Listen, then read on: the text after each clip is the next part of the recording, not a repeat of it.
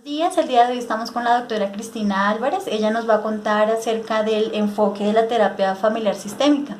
Buenos días, doctora Cristina. Buenos días, Carolina. El día de hoy tenemos unas preguntitas que quisiéramos hacerle y vamos a dar inicio a esta entrevista. La primera pregunta es: ¿cuál es el enfoque que maneja? Bueno, el nombre del enfoque es terapia familiar sistémica y el estudio y la práctica pone especial importancia en la relación y la comunicación de cualquier grupo que interactúe, y entendiéndose este grupo que interactúa como un sistema. Desde la terapia familiar, este enfoque entiende los problemas desde el marco contextual, es decir, el contexto es muy importante, y se focaliza en entender y cambiar las dinámicas de relación. Muy interesante, doctora. La siguiente pregunta es: ¿quiénes son sus principales representantes? Bueno, tenemos que como uno de los elementos fundamentales es la teoría de la comunicación humana. Aquí tenemos a Paul Watzlawick. También tenemos a Don Jackson. Don Jackson él planteó que el síntoma en un paciente designado, como lo llamamos nosotros, es un mecanismo homeostático puesto al servicio del equilibrio familiar. Es decir, él planteaba que un paciente designado presentaba un síntoma y que gracias a ese síntoma se mantenía cierta homeostasis familiar. También muy importante, básico en este enfoque, los aportes de Ludwig Bertalanffy. Este autor desarrolló un concepto organicista de la biología. Él se refirió al organismo como un sistema organizado y definido por leyes fundamentales de sistemas biológicos a todos los niveles de organización.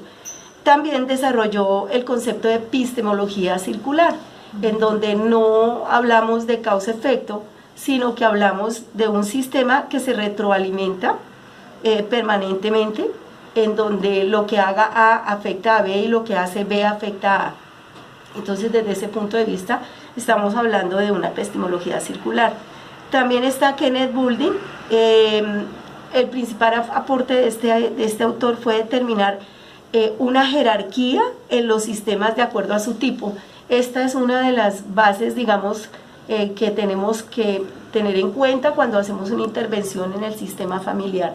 Identificar las jerarquías de ese sistema familiar y, en caso dado, reorganizarlas.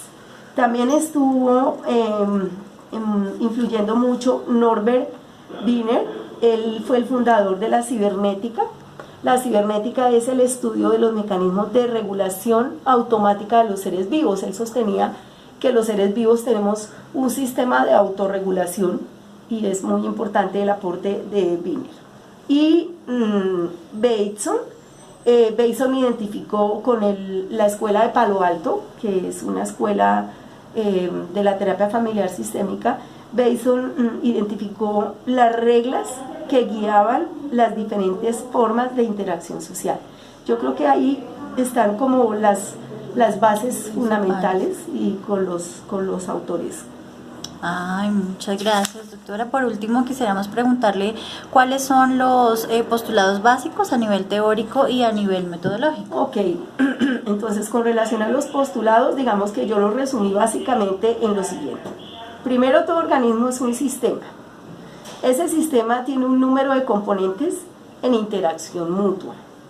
Es abierto o cerrado, es decir, cuando hablamos de un sistema abierto, estamos hablando de un sistema que está entregando y recibiendo información del contexto. Tiene sus límites. Esto es muy importante en la terapia familiar porque, por ejemplo, el subsistema parental tiene ciertos límites que hay que trabajarlos a nivel de la terapia. Recibe retroalimentación y tiende a mantener su homeostasis para poder crecer, desarrollarse y adaptarse. El crecimiento se puede dar mediante la reorganización de este tipo de elementos en el sistema familiar.